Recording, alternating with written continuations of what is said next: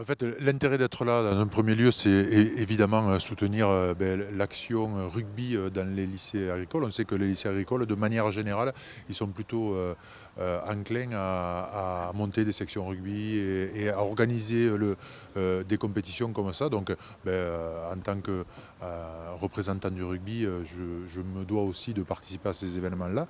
Et puis, de manière plus générale, je crois que la ruralité, l'élevage, l'agriculture de manière générale, véhicule des valeurs qui sont assez similaires avec les valeurs du rugby, hein, des valeurs d'engagement, parce que c'est des métiers souvent difficiles, de, d'éthique, parce que sur un terrain, il y a des règles à respecter.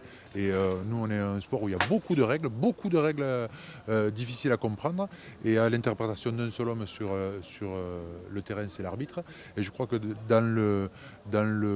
l'élevage, ou enfin dans l'agriculture de manière générale, voilà, on va vers de plus en plus d'éthique, vers de plus en plus de choses positives, à la fois pour l'environnement et pour notre planète. Et je crois qu'on est dans cette même démarche qui va faire évoluer nos domaines respectifs.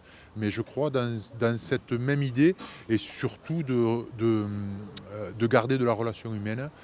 Parce que voilà, pour produire ce genre de bêtes-là, souvent il faut être plusieurs.